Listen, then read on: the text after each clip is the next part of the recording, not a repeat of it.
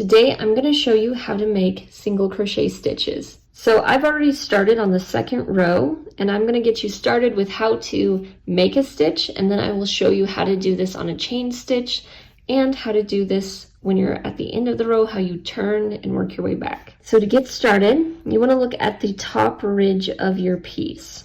And here you can see that little V right there. We're going to go under that V, grab the yarn, pull it through. Okay, now you should have 2 loops on your hook. Grab this yarn again and pull it through. And that is a single crochet stitch. Now I'm going to show you how to do this on a chain stitch so that you can get started. If we want to single crochet after we've made a chain stitch, we just need to slip stitch 1, and then in the stitch right before the one we just slip stitched, we're going to insert it so that you see that kind of V right there. We're going to insert it right here, get our yarn on our hook, pull that through. So you should have 2 loops on your hook now. Then you're going to go and get the yarn again and pull it through both of them.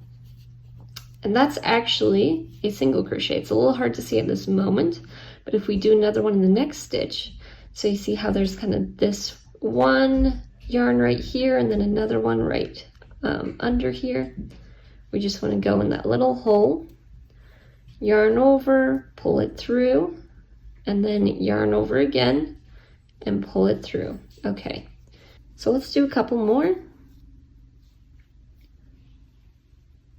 going to go through that hole, grab our yarn, bring it back through, grab it, bring it through. You're going to notice my thumb and middle finger do move a little bit. I find that it's just easier to move them around a little bit when you're on a chain stitch, because that chain stitch can be a little hard to work with. All right, now remember this is all about tension and just holding the yarn at a good place so your finger's not too close and it's not too far. And we are at the end of our row. So to move on to the next row, we'd simply just slip stitch. We turn our work. So now we're looking at the back side of those single crochets, which we can see here. And then we just go for this first place right in here.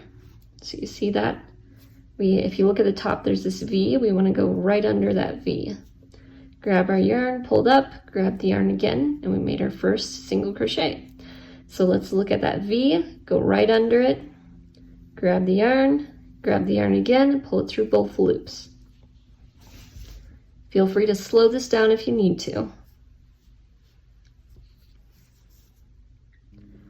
Okay, so if you get to the end of this row, all you need to do is just slip stitch 1, turn your work, and then you're ready to start crocheting on that first V. So don't crochet in the slip stitch, do it in your first single crochet from the previous row. Should look something like that. Do another one, and you'll really be able to start to see that stitch.